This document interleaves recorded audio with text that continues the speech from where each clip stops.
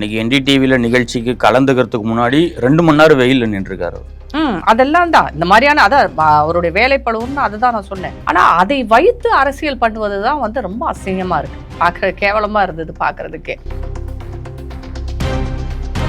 ராஜா அவர்கள் மேடை தோறும் இஸ்லாமியர்கள் எவ்வளோ கீழ்த்தரமா பேச பார்த்தீங்களா, இருந்தோம் கடைசி நேரத்தில் அவர் தான் உதவி பண்ணாருன்ற மாதிரி ஒரு விமர்சனம். இந்த மருத்துவருக்கும் ராஜாஜி அவர்கள் பேசின இஸ்லாமியர்கள் என்ன சம்பந்தம் இருக்கு? ராஜா அவர்களை வந்து மத துவேஷமா நீங்க எதுக்கு பேசுறீங்க? அதுவும் உடல்நிலை சரியில்லாமல் அவர் வந்து ஹாஸ்பிட்டல் போனதுக்கு அப்புறம் அவரை பற்றி அவ்வளவு அவதூறு, கிட்டத்தட்ட அவருடைய உடல்நிலையை பற்றியான மோசமான அவதூறுகளும், அவர் வந்து வரவே கூடாதுன்ற மாதிரியும். இந்த திமுக அந்த நிகழ்ச்சியில் பங்கேற்ற அவர் வாயை திறக்கல இது வரைக்கும். அவராவது வந்து நான் அப்படிலாம் எதுவும் இல்லைங்கன்னு சொல்லுவாருன்னு பார்த்தீங்கன்னா அப்படியே அமைதியாயிட்டு. ஏன்னா இவங்க சொல்றதெல்லாம் வந்து ஆமோதிக்கிற மாதிரி ஆயிடுச்சு.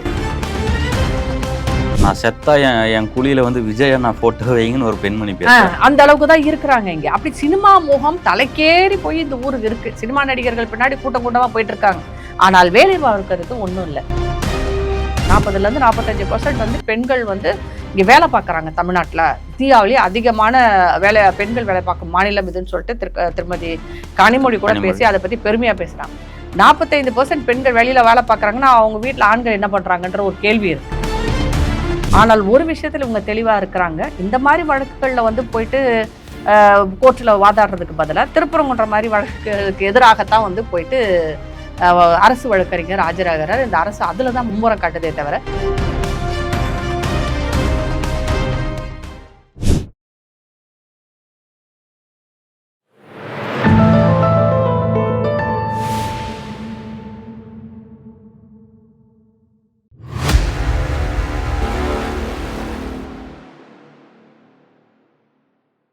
தாமரை டிவி நேயர்களுக்கு வணக்கம். இன்றைய நேர்காணலில் நம்முடன் இணைந்திருக்கும் சிறப்பு விருந்தினர் சமூக ஆர்வலர் திருமதி ராதாதேவர் அவர்கள். வணக்கம். பாஜக மூத்த தலைவர் திரு ராஜா அவர்கள் மருத்துவமனையில் அனுமதிக்கப்பட்டிருக்காரு. பல்வேறு செய்திகள் சமூக வலைதளங்களில் உலாவிக்கிட்டு இருக்கு. நீங்க எப்படி பார்க்குறீங்க? அது எப்படி இருக்காரு திரு ராஜா? இப்போ நல்லா இருக்காரு இல்லையா? இப்போ அவரே பேசி வீடியோலாம் போட்டிருக்கிறாரு. அந்த மேடையில் நடந்தது வந்து அவருக்கு கொஞ்ச நாளாகவே பார்த்தீங்கன்னா நிறைய வேலை பார்த்துட்டு இருந்தார். திருப்பரங்குன்றம், அப்புறம் அவரோட கைது கூட இருந்தது அந்த திருப்பரங்குன்ற விஷயத்தில். அவருடைய வயதுக்கு மீறிய வேலையை தான் அவர் செய்துட்டு இருந்தார். இது ஏற்கனவே ஒரு தடவை அவருக்கு உடல்நிலை வந்து பிபி அதிகமாகி ஒரு தடவை அட்மிட் ஆகியிருந்தார். இது வந்து 2வது தடவைன்னு கூட சொல்லலாம். அதனால் அவருடைய வேலைப்பழு அதுதான் முக்கியமான காரணம். அதிகமாக அலைச்சல், வேலைப்பழு இதெல்லாம் தான் ஒரு காரணமாக இருந்தது. அந்த குறிப்பிட்ட மேடையில் வந்து பார்த்திங்கன்னா அது ஒரு டிபேட். அவங்க டிபேட்டில் வந்து பேச வரும்போது நிறைய டிஸ்கஷன்ஸ் இருக்கும்போது ஆட்டோமேட்டிக்காக அது பிபி அதிகமாகி மயங்கி விழுந்துட்டார். அவ்வளோதான், இதுதான் நடந்தது. அந்த மேடையில் இருந்த திருமதி தமிழிசை அவங்க வந்து முதல் உதவி செஞ்சுருக்கிறாங்க. இன்னும் 2-3 பேர் இருந்திருக்காங்க. எல்லாருமே உதவி செய்து அவரை ஆஸ்பத்திரியில் அட்மிட் பண்ணியிருக்காங்க. இவ்வளோதான் நடந்ததை எவ்வளோ ஊதி பெருசாக்க முடியுமோ அவருக்கு கை கால் இழுத்துக்கிருச்சு, அவருக்கு அது வந்துருச்சு. அதாவது அவங்கவுங்க மனசில் என்னென்ன இருந்துச்சோ அது எல்லாத்தையும் வெளியே கொட்டிட்டாங்க எல்லாரும். ஒரு வயதில் பெரியவர், முதிர்ந்தவர், அவருக்கு இதெல்லாம் இயற்கையாக வரதானே, யாருக்கு வரல? எல்லாருக்கும் இந்த மாதிரியான அந்த டென்ஷனில் மயக்கங்கள் வர்றது, லோ பிபி வர்றது, லோ சுகர் வர்றது, ஹை பிபி ஹை சுகர், இதெல்லாம் வந்து இன்றைய காலகட்டத்தில் சாதாரணமான ஒரு விஷயம். அதுதான் வந்து அவர் மயங்கி விழுந்திருக்காரு. அன்னைக்கு NDTVல நிகழ்ச்சிக்கு கலந்துக்கிறதுக்கு முன்னாடி 2 மணி நேரம் வெயில்ல நின்றுருக்காரு. அதெல்லாம் தான் இந்த மாதிரியான அதான் அவருடைய வேலைப்படுவோம்னு அதுதான் நான் சொன்னேன். தொடர்ச்சியாக அவர் நிறைய விஷயங்களில் ஈடுபட்டு இருந்ததும் ஒரு காரணமாக இருந்திருக்கு. அதில் தான் மயங்கி விழுந்தார். ஆனால் அதை வைத்து அரசியல் பண்ணுவது தான் வந்து ரொம்ப அசிங்கமாக இருக்குது, பார்க்குற கேவலமாக இருந்தது பார்க்குறதுக்கே. ஏன்னா மயங்கி விழுந்துட்டாருன்ற உடனே அதை வந்து என்ன முதல்ல விஷயமா ஒரு இஸ்லாமிய டாக்டர் தான் கொண்டு வந்து அது ஒரு நரேட்டிவா, அது ஒரு ஏஐல ஒரு பிக்சரை கொண்டு வந்து ஒரு கட்டமைப்பை உருவாக்குறாங்க. எனக்கு என்ன ஆச்சரியம்னா, இவ்வளோ பேர் கண்ணு முன்னாடி நடந்த ஒரு விஷயத்தையே இவங்க ஒரு பொய்யான கட்டமைப்பை உண்டாக்கும் போது, இந்த மாதிரி சோஷியல் மீடியா, வீடியோ, ஃபோனு இதெல்லாம் இல்லாத காலத்தில் எவ்வளோ பெரிய கட்டமைப்பெல்லாம் உண்டாக்கியிருப்பாங்க. எவ்வளோ பொய்யான கட்டமைப்புகள், கருத்துக்கு திணிப்பு இதெல்லாம் இவங்க பண்ணியிருப்பாங்க. அப்படிங்கிறது தான் வந்து ஒரு பெரிய விஷயமாப்பட்டது. இல்லை, இஸ்லாமியர்களுக்கு வந்து எனக்கு வந்து ஒரு வேதனையே என்னன்னா, இதில் உங்களுக்கு என்ன ஒரு சீப் பாப்புலாரிட்டி வேணும்? இது என்ன உங்களுக்கு ஒரு சீப்பான பப்ளிசிட்டியாக நீங்கள் பார்க்குறீங்க? இஸ்லாமியரோ இந்துவோ கிறிஸ்தவரோ ஒரு மருத்துவர் தான். நம்ம எந்த ஆஸ்பத்திரிக்கு போன உடனே முதல்ல ஒரு இஸ்லாமியரா கிறிஸ்துவரா இதுவான்லாம் பார்க்க மாட்டோம். ஒரு மருத்துவர் என்ன செய்ய இருக்காரா, அவரை போய் தான் பார்ப்போம். அப்படிதானே எல்லாருமே பார்த்துட்டு இருக்கோம். இங்க வந்து அவர் உதவி செய்யறாரு செய்யலைங்கிறதே நான் அடுத்தபட்சமாக வைத்துக்கொள்கிறேன். அவர் உதவியே செய்திருந்தாலும், ஆனா இங்க என்னன்னா தெளிவாகவே தமிழிசை சொல்லிட்டாங்க, அவர் அப்படியெல்லாம் எதுவும் செய்யலை, தேவையில்லாம பேசாதீங்க. ஆனா அவர் செய்தே இருந்தாலும் அதை வந்து ஒரு ஊடகங்கள் என்னன்னா இஸ்லாமிய மருத்துவர், நம்ம இந்து மருத்துவர்னு எங்கேயாவது சொல்லுவோமா? தமிழிசை மருத்துவர் தான், இந்து மருத்துவர்னு சொல்லுவோமா? அங்க ஒரு மத அடையாளத்தை நம்ம கொண்டு வருவோமா? மருத்துவருக்கு வந்து நம்ம மத அடையாளம் என்றைக்குமே கொடுத்ததில்லை இது வரைக்கும். இந்த மாதிரி தமிழகத்தை இவங்க தான் பெருசா பேசுறாங்க இல்லையா, மத நல்லிணக்கம் மத ஒற்றுமை உள்ள இந்த தமிழகத்துல மருத்துவருக்கு நம்ம வந்து ஒரு காவல்துறையினருக்கோ ஒரு மருத்துவருக்கோ வந்து அவங்க மத அடையாளம் ஜாதி அடையாளம் இதெல்லாம் நம்ம கொடுத்துருக்கோமா? இவர் பிராமணர், இவர் வந்து பட்டியல் இனத்தை சேர்ந்த டாக்டர், அப்படிலாம் எதுவும் பார்த்தது இல்லை. எதுக்காக அந்த விமர்சனத்தை வச்சாங்கன்னாக்க, திரு ராஜா அவர்கள் மேடைதோறும் இஸ்லாமியர்கள் எவ்வளோ கீழ்த்தரமா பார்த்தீங்களா, இருந்தோம் கடைசி நேரத்தில் அவர் தான் உதவி பண்ணாருன்ற மாதிரி ஒரு விமர்சனத்தை. இந்த மருத்துவருக்கும் இவங்க ராஜாஜி அவர்கள் பேசின இஸ்லாமியர்கள் என்ன சம்மந்தம் இருக்கு? அவர் பேசுனது தீவிரவாத இஸ்லாமியர்களை பற்றி, அவர்கள் செய்யும் அந்த சில பிரச்சனைகளை தான் பேசினார். அவர் எந்த இஸ்லாமியரும் தனிப்பட்ட முறையில் அவர்களோட மதத்தை தாக்கி பேசியிருக்கிறாங்க, இஸ்லாம் மதத்தில் இதை பண்ணுறேன் அப்படியெல்லாம் கிடையாது. அவர் வந்து எதிர்வினையாகத்தான் இருந்தது. அது எதிர்வினைன்னா வந்து இஸ்லாமியர்கள் செய்யும் பிரச்சனைகளை கொண்டு வந்து பேசியிருக்கிறார், கருத்துக்களை கொண்டு வந்து வைத்திருக்கிறார். இந்த மருத்துவருக்கும் அந்த இதுக்கும் சம்பந்தமே கிடையாதே. அவர் பேசுகிற இஸ்லாமியர்கள் வேறு, தீவிரவாத கொள்கை தீவிரவாத போக்குடைய இஸ்லாமியர்களை பற்றி பேசினார். அப்போ அந்த மேடையில் உட்காந்துருக்கிற இஸ்லாமியர் நம்ம இப்போ ஒரு தீவிரவாதியோட தங்களை ஏன் வந்து இவங்க அடையாளப்படுத்திக் கொள்கிறார்கள்ன்றதான் என்னோட கருத்தே. ராஜாஜி அவர்கள் பேசுனது பூராமே அந்த மாதிரி தீவிரவாத கருத்துக்கள் உள்ளவர். இந்த இப்போ திருப்பரங்குன்ற பிரச்சனையில வந்து அங்க மாடு கோழியை கொண்டு வந்து வெட்டுவேன்னு சொல்லிட்டு உட்கார்ந்துருந்தவரை பத்தி பேசினார். அப்போ அவருக்கும் இந்த மருத்துவருக்கும் என்ன சம்பந்தம்? அவர் செய்ததை இவர் ஆதரிக்கிறாரா? அதனால இது ஒரு விதமான கன்ஃபியூஷன் வந்து இஸ்லாமியர்களிடம் இருக்கிறது. தங்களை யாருடன் அடையாளப்படுத்திக் கொள்ள வேண்டும் என்பதே அவர்களுக்கு புரியல. அப்துல் கலாம் மாதிரியான பெரிய தலைவர்களோடு தங்களை அடையாளப்படுத்திக் கொண்டால் நல்லது. சமுதாயம் யோசிச்சிடவே கூடாதுன்றதுல திமுக அதுல தெளிவா இருக்காங்க. திமுக சில இதே தீவிரவாத போக்கு உடைய வஹாபி முஸ்லிம்கள்னு சொல்றாங்க. இப்ப நமக்கு வந்து அந்த மாதிரியான இஸ்லாமியர்கள் வந்து தங்களை வந்து இந்த மாதிரியான விஷயங்களோடு அடையாளப்படுத்திக்கிறாங்க. எல்லாத்துலேயும் ஒரு பப்ளிசிட்டி தேட பார்க்குறாங்க. நம்ம சமீபத்தில் சில விஷயங்களை இந்த ராஜா அவர்களின் விஷயத்தை தவிர நிறைய விஷயங்கள் நம்ம பார்த்தோம். திருப்பரங்குன்றம் பிரச்சனைக்கு அப்புறம் பார்த்தீங்கன்னா எங்கே பார்த்தாலும் இஸ்லாமியர்கள் உதவினார்கள், இஸ்லாமியர்கள் வந்து வரிசை கொண்டு போனாங்க, இஸ்லாமியர்கள் ஜூஸ் கொடுத்தாங்க, மோர் கொடுத்தாங்க, பழனிக்கு பாத யாத்திரை போனவங்களுக்கு அதை பண்ணாங்க இதை பண்ணாங்கன்னு. நான் என்ன சொல்கிறேன்னா, இது இன்றைக்கு நேற்று நடந்தது அல்ல. காலம் காலமாக இஸ்லாமியர்கள் இந்துக்களுக்கு உதவுவார்கள், இந்துக்கள் இஸ்லாமியர்களுக்கு உதவுவார்கள். இந்துக்கள் வந்து இஸ்லாமியர்களுக்கு உதவுறதை வந்து நம்ம பப்ளிசிட்டி பண்ணுறதே கிடையாது. ஏன் இந்துக்கள் இஸ்லாமியர்களுக்கு உதவினதே கிடையாதா? இல்லவே இல்லையே. பெரிய அளவில் உதவி செய்பவர்கள் இந்துக்கள். ஏன்னா இந்துக்களுக்கு பொறுத்த வரைக்கும் வந்து மத வெறியோ இந்த மாதிரி மத வெறுப்போ கிடையவே கிடையாது. எல்லா மக்களையும் ஒன்றாக எல்லா கடவுளையும் ஒன்றாக வணங்கி கொண்டிருப்பவர்கள் தான் இந்துக்கள். அதனால இஸ்லாமியர் கடைகளில் பொருட்கள் வாங்குவோர் எல்லாரும் இந்துக்கள் தானே. இஸ்லாமியர்கள் ஒரு பிஸ்னஸ் பண்ணால் அதில் வந்து அதிகமாக வந்து கலந்து கொள்பவர்கள் இந்துக்கள் தானே. இஸ்லாமியர்களாவது அதை கொஞ்சம் தவிர்ப்பாங்க. அவங்க கடையில் இஸ்லாமியர்களை வச்சுக்குவாங்க. நம்ம ஃபோட்டோ போட்டால் கூட 3 கடவுளையும் சேர்த்து தான் போடுவோம். பிள்ளையார், இயேசு கிறிஸ்து எல்லாம். ஒரு இஸ்லாமியர் கடையில் ஒரு கிறிஸ்தவர் கடையில் அந்த ஃபோட்டோவை நீங்கள் பார்க்க முடியாது. அப்படி வச்சுருந்தாங்கன்னா அவங்களுக்கு நம்ம உண்மையிலே பாராட்டணும். இது வரைக்கும் நான் அந்த மாதிரி பார்த்ததே கிடையாது. ஆனால் எல்லா இந்துக்களும் எல்லா கடவுள்களையும் வணங்குவர்கள் தான். இன்றைக்கு மத நல்லிணக்கம் இந்த தமிழ்நாட்டில் நீங்கள் இவ்வளோ பெருசாக பேசுகிறாங்க இல்லையா, இது குறிப்பாக சிறுபான்மையினர் சொல்கிறாங்க, இது தமிழ்நாடு, இங்கே மத நல்லிணக்கம் இருக்கிற இது நாடு, இது பாஜக உள்ள எதுவும் பண்ண முடியாதுன்னு. அதற்கு காரணம் 80% இந்துக்கள் தான் அதை கடைபிடித்து கொண்டிருக்கிறார்கள். அப்படி இருக்கும்போது நீங்கள் ராஜா அவர்களை வந்து மத துவேஷமாக நீங்கள் எதுக்கு பேசுகிறீங்க? அதுவும் உடல்நிலை சரியில்லாமல் அவர் வந்து ஹாஸ்பிட்டல் போனதுக்கப்புறம் அவரை பற்றி அவ்வளோ அவதூறு, கிட்டத்தட்ட அவருடைய உடல்நிலையை பற்றியான மோசமான அவதூறுகளும், அவர் வந்து வரவே கூடாதுன்ற மாதிரியும். அப்போ கருத்துக்களால் தான் நீங்கள் எதிர்கொள்ள வேண்டுமே தவிர இந்த மாதிரியான இந்த ஒரு கீழ்த்தரமான எண்ணங்களோ கீழ்த்தரமான கருத்துக்களாலும் யாரையுமே எதிர்கொள்ள முடியாது. இப்போ அதே வந்து திமுகவில் இருக்கும் தலைவர்களுக்கு உடம்பு சரியில்லாமல் போகாதா? இல்லை அவர்கள் வந்து இறந்து போக மாட்டார்களா? எல்லாரும் வந்து உடல் சரியில்லாமல் போக எல்லாரும் இறந்து போவார்கள். அதனால் ஒவ்வொருத்தரும் அந்த நிலைமையை வந்து சுட்டி காட்டி பேசுவது என்பது மிக மோசமாக. இதுவரைக்கும் திரு ராஜா அவர்கள் எனக்கு தெரிந்து எந்த தலைவர் உடல்நிலை சரியில்லாமல் இருந்தாலும் அவர் மோசமாக பேசினதில்லை. அவர்களை பற்றி தனிப்பட்ட முறையில் வந்து அவர்களை பற்றி விமர்சனங்களை அவர் பொதுவெளியில் வைத்ததே கிடையாது. அப்படி இருக்கும்போது அவர் பேசிய கருத்துக்கள் என்ன, இஸ்லாமியர்கள் செய்த அட்டகாசங்களை பற்றி பேசியிருக்காரு. ஏன் இந்த மாதிரி திருப்பரங்குன்றத்தில் போய் பண்ணுறீங்க? இந்துக்களுக்காக குரல் கொடுத்திருக்கிறார். அப்போ இந்துக்களுக்காக குரல் கொடுப்பது தவறா? அப்போ இஸ்லாமியருக்காக யாரும் குரல் கொடுக்கலையா? இதே உதயநிதி அவர்கள் வந்து சனாதனத்தை ஒழிப்போன்னு சொன்னார் இல்லையா? அப்போ அது வந்து என்ன இந்துக்களுக்கான வார்த்தையா? அது எதிரான வார்த்தை தானே. அப்போ இந்துக்கள் எத்தனை பேர் இங்கே வந்து தமிழகத்தில் எல்லாரும் திரண்டு எழுந்து அவர் வீட்டு முன்னாடி போய் போராட்டம் பண்ணாங்க? யாருமே பண்ணல. சரி, இவர் பேசியிருக்கிறான்னு பொறுத்து தான் போயிட்டு இருக்கிறாங்க.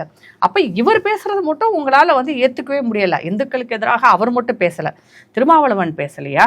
திமுக கட்சியில் இருக்கிற எல்லாரும், திக கட்சியில் இருக்கிறவங்க எல்லாரும் இந்து சாமிகளை பற்றி கேவலமாக, இந்து கோயில்களை பற்றி கீழ்த்தரமாக, இந்த சனாதன தர்மத்தை வந்து மோசமாக, ஏன் பிராமணர்களை பற்றி எவ்வளோ கேவலமாக ராஜாஜியை வந்து பேசினாருங்கன்னா பிராமணர்களை நீங்கள் பேசலையா? அவர் பிராமண சமூக அவர் சேர்ந்தவர் தான். அவர் வந்து பீகாரி, அவர் வெளியே போங்க, அவர் தமிழ்நாட்டை சேர்ந்தவர் இல்லை. அவரை பற்றி அவரை தனிப்பட்ட முறையில் அவர் ஜாதியை சொல்லி திட்டியவர்கள் எத்தனை பேர் இங்கே அவ்வளோ கேவலமாக பேசியிருக்காங்க அவரை பற்றி. அப்போ அவங்களுக்குலாம் என்ன இப்போ வந்து அவரை பற்றி சொல்கிறதுக்கு, அவர் வந்து துலுக்கர்களை பேசினார்கள், இஸ்லாமியர்களை பேசினார்னு சொல்கிறதுக்கு உங்களுக்கு என்ன அருகதை இருக்குது? நீங்கள் பேசாத பேச்சா? நீங்கள் சொல்லாத சொல்லாடல்களா? அவ்வளோ வசைகளில் வந்து பேசியிருக்கிறாங்க அவரை பற்றி. ராஜாவை பற்றி வசைப்பாடாத திராவிட முன்னேற்ற கழகத்தினரே கிடையாது. அந்த அளவுக்கு கேவலமாக பேசியிருக்காங்க. இன்றைக்கி உங்கள் தலைவர் வந்து போய் கேட்டுட்டு தான் வர்றார். தலைவர்கள் மத்தியில் வந்து அந்த மாதிரி இல்லை, எல்லாரும் ஒன்றா தான் இருக்காங்க. ஆனால் தொண்டர்கள் மிக கேவலமாக இருக்கிறாங்க. இவங்க ஏன் இப்படி பேசுகிறாங்கன்னு சிறுபான்மையினர் ஒரு விஷயத்தை புரிந்து கொள்ள வேண்டும். ஸ்டாலின் இந்து தான், அவருடைய சர்டிஃபிகேட் படி அவர் இந்து தானே. அவர் ஒன்றும் இந்து இல்லைன்னு சொல்லலை. அவர் மனைவி கோயிலாக போயிட்டு கொண்டிருக்கிறார், துர்கா ஸ்டாலின் அவர்கள். அப்போ அவரும் இந்து தானே. அப்போ அவர் வந்து நீங்கள் தலைவர் அப்படின்னு சொல்லும்போது அவர் என்னென்ன மதசார்பின்மை இல்லை, மதசார்பின்மையாக இருக்கிறாருன்றதுனால தலைவராக ஏற்றுக்கிறேன். அவரே அவர் மதசார்பு, நான் வந்து ஹிந்துன்னு வெளியில் சொல்லியிருந்தான்னு நீங்கள் ஏற்றுக்கூட மாட்டீங்க.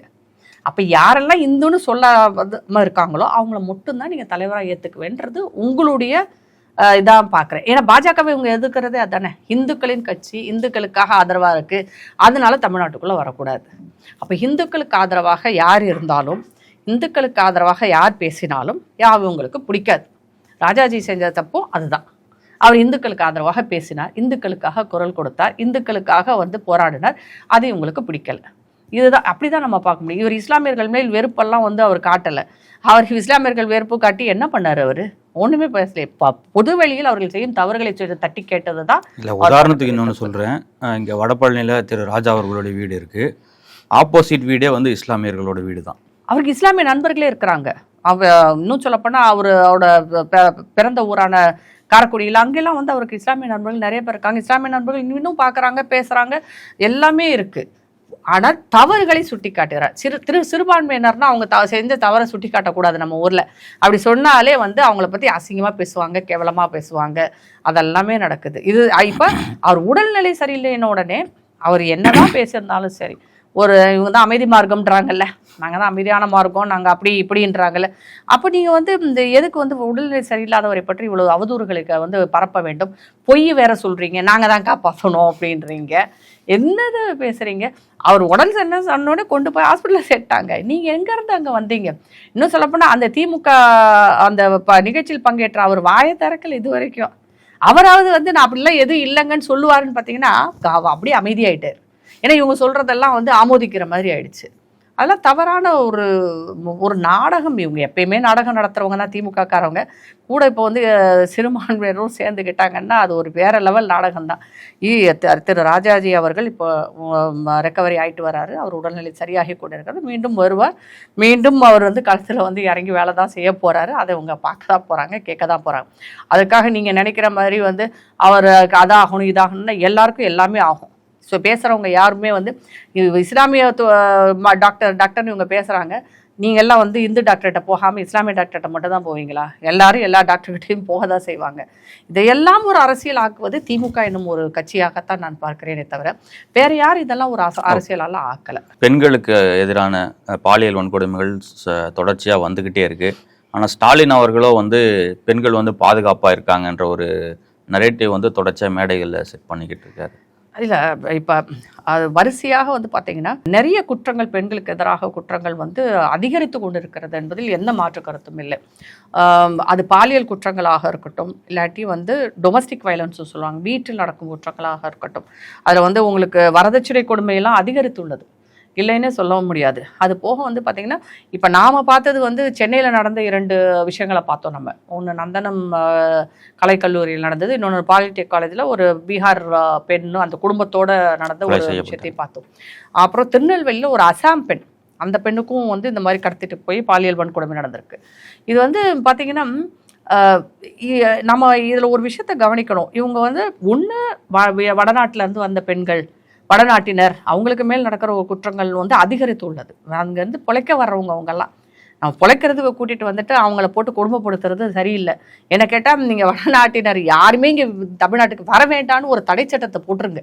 யாரும் வராதிங்க, எதையுமே ஏற்றாதீங்க, எல்லா தமிழர்களும் உழைக்கட்டும். டாஸ்மாகில் நிற்கிற தமிழனும் இந்த என்னது கஞ்சா போட்டுட்டு ஊரை சுற்றுற இந்த புள்ளிங்க மாதிரியான தமிழர்களும் இந்த வேலையை பார்க்கட்டுமே, அப்படியாவது உருப்படட்டும் எல்லாரும். ஒரு இன்ஃப்ராஸ்ட்ரக்சரும் டெவலப் ஆகாது தமிழ்நாடு. ஆடி பரவாயில்ல, நீங்கள் வந்து தமிழர்களை வச்சே வேலை பாருங்க, தமிழ்நாட்டுக்காரங்களை வச்சே வேலை பாருங்க. எந்த வடநாட்டினரும் இங்கே வர வேண்டாம்னு ஒரு தடை சட்டத்தை கொண்டு வந்து அவங்கள வரவிடாமல் பண்ணிடுங்க, ரொம்ப நல்லதாக போயிடும். அப்படியே தமிழகம் வந்து சுபிட்சமாக இருக்கும், அவ்வளோ பெருசாக இருக்கும். நீ ஹோட்டல் இண்டஸ்ட்ரியில் ஆரம்பித்து உங்களுக்கு பியூட்டி பார்லர் வரைக்கும் அவங்க தான் இருக்கிறாங்க. ஏன் அவங்க வந்து என்ன ஆசைப்பட்டு அங்கே என்ன அவங்க எங்களை எடுத்தா தான், ஏன்னா மத்திய அரசு வந்து இந்த வடநாட்டினர் எடுத்தா தான் உனக்கு எல்லாம் கொடுப்பேன்னு சொல்கிறாங்களா? அப்படியெல்லாம் கிடையாது. உனக்கு தேவைப்படுகிறது, தமிழ்நாட்டினருக்கு தேவைப்படுகிறது. உங்கள் ஆளுங்க யாரும் வரமாட்டேங்கிறாங்க, எல்லாம் டாஸ்மாக் வருமானத்தில் குறியாக இருக்கிறீங்க. குடிக்கிற எண்ணிக்கை அதிகரித்து போயிடுச்சு, வேலை பார்க்க மாட்டேன்றாங்க, சோம்பேறித்தனம் அதிகமாகிடுச்சு, கஞ்சா போட்டுட்டு ஊரை சுற்றிட்டு இருக்காங்க, சினிமா நடிகர் பின்னாடி போயிட்டு சுற்றிட்டு இருக்கிறாங்க. என்ன விஜய் மாநாட்டு ஈரோட்டில் கரூரில் போயிட்டு 40 பேர் சாகிறதுக்கு கூட இங்கே ரெடியாக இருக்காங்களே தவிர இங்கே கல் தூக்குறதுக்கோ மூட சுமக்கிறதுக்கோ ஆள் கிடையாது. நான் செத்தா என் குழியில் வந்து விஜய் நான் ஃபோட்டோ வைங்கன்னு ஒரு பெண்மணி அந்த அளவுக்கு தான் இருக்கிறாங்க இங்கே. அப்படி சினிமா மோகம் தலைக்கேறி போய் இந்த ஊருக்கு இருக்குது. சினிமா நடிகர்கள் பின்னாடி கூட்டம் கூட்டமாக போயிட்டு இருக்காங்க. ஆனால் வேலை பார்க்கறதுக்கு ஒன்றும் இல்லை. நீங்கள் ஃப்ரீன்னு சொல்கிற எல்லாத்தையும் ஃப்ரீயாக கொடுக்கறதுனால வந்த வேலை தான் இதெல்லாம். உழைத்து சம்பாதித்து இங்கே சாப்பிடணும் அப்படிங்கிற எண்ணம் தமிழனை விட்டு போய் ரொம்ப நாளாகிடுச்சு. நீங்கள் கொடுக்குற 1000 ரூபாய் திருப்பி டாஸ்மாகுக்கே வந்து சேர்ந்துடும். ஃப்ரீ பஸ்ஸில் ஏறி போய் இப்போ ஃப்ரீ பஸ் விட்ருக்காங்க, பெண்கள் வந்து ஃப்ரீ பஸ்ஸில் போகலாம், 800 ரூபா மிச்சம் அப்படின்னு சொல்லிட்டு இருக்காரு. அது வந்து ஒரு மாதத்துக்கு 800 ரூபா மிச்சம்ன்றது அவர் எவ்வளோ பெருசாக பேசுகிறார். ஆண்களுக்கும் கொடுத்துருக்காரு, இப்போ ஆண்களுக்கும் வரும். எல்லாரும் ஃப்ரீயாக போய் ஃப்ரீ பஸ்ஸில் போய் ஃப்ரீயாக இது டாஸ்மாக்கு மட்டும் காசை கொடுத்துட்டு குடிச்சிட்டு வீட்டில் வந்து படுத்துக்கலாம், மற்றபடி 1000 ரூபா ஃப்ரீயாக வரும். இப்படி வந்து மக்களை வந்து சோம்பேறிகளாகவும் சினிமா முகத்திற்கும் போதைக்கும் அடிமையாக்கி வைத்திருக்கிறீர்கள். அப்போ அவங்க வெளியில் வந்து வேலை பார்க்க தான் வருவாங்க. இது வரைக்கும் ஆண்களை தான் வந்து அடிச்சிங்க, துரத்துனீங்க. இப்போ பெண்களை வந்து பாலியல் ரீதியாகவும் துன்புறுத்த ஆரம்பிச்சிட்டாங்க. கொஞ்சம் கொஞ்சமாக பேர் கெட்டு போயிடுச்சு, வெளியிலேருந்து வர்றவங்களே வரமாட்டாங்க, அது வேறு விஷயம். பெண்களுக்கு எதிரான பாலியல் குற்றங்களுக்கு காரணம் வந்து சினிமா ஒன்று, 2 திராவிட கட்சிகள். ஏன்னா நீங்கள் தானே சொல்கிறீங்க காதலை வந்து என்னது திருமணம் கடந்த உறவுன்னு சொல்கிறீங்க. அப்புறம் இந்த வானவில் நிகழ்ச்சி நடத்தி ஆணும் பொண்ணும் எல்லாம் ஒன்றா சேர்ந்து ஆட சொல்கிறீங்க. பெண்களுக்கு நாங்கள் எல்லா விதமான சலுகையும் கொடுத்துருக்கோம், பெண்கள் முன்னேற்றத்துக்கு நாங்கள் தான் வழிவகுக்கிறோம். பெண்கள் முன்னேற்றம்னா என்னன்னே தெரியாமல் இருக்கிறாங்க. இது வந்து அதாவது ஃப்ரீ எல்லாம் பஸ்ஸில் ஏறி சுற்றுறா. அதை கொஞ்ச நாளைக்கு முன்னாடி ஒரு அமைச்சர் பேசுகிறாரு, நீங்கள் ஜாலியாக வெளில போகலாம், மேக்கப் போடலாம், அப்படி இதெல்லாம் தான் பெண்கள் முன்னேற்றமாக இவங்க பார்க்குறாங்க. பெண்களுக்கு வந்து பாதுகாப்பு என்பது மிக முக்கியம். ஒரு வீட்டை விட்டு வெளியில் வர பெண்கள் அதிகமாக வர ஆரம்பிச்சிட்டாலே உங்களுக்கு பாதுகாப்பு மிக முக்கியம். இவங்க 45% சொல்கிறாங்க, 40% 45% வந்து பெண்கள் வந்து இங்கே வேலை பார்க்குறாங்க தமிழ்நாட்டில். இந்தியாவிலேயே அதிகமான பெண்கள் வேலை பார்க்கும் மாநிலம் இதுன்னு சொல்லிட்டு திருமதி கனிமொழி கூட பேசி அதை பற்றி பெருமையாக பேசுகிறாங்க.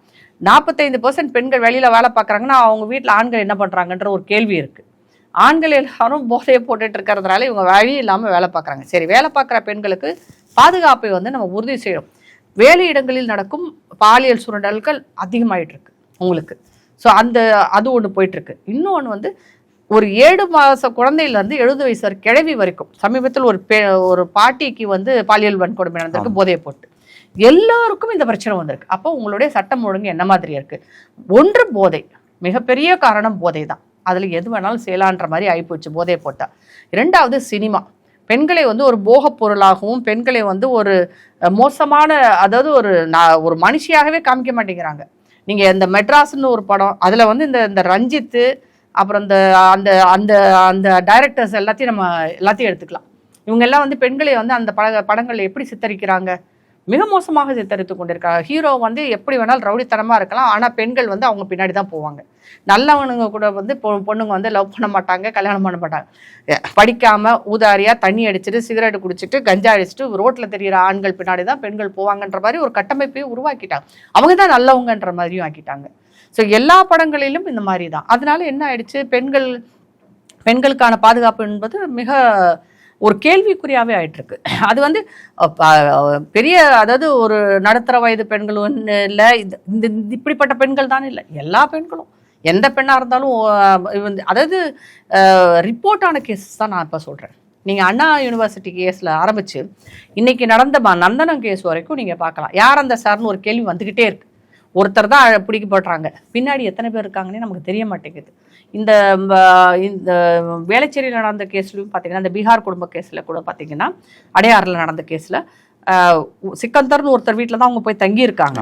அவர் தான் அதுக்கு காரணமாக இருக்கிறார். ஆனால் அவர் கூட சேர்ந்து இன்னும் 5-6 பேர் இருக்காங்க. அதில் எத்தனை பேர் இருக்காங்கன்றது நமக்கு தெரியல. அந்த கேஸ் என்ன ஆச்சுன்னு தெரியல.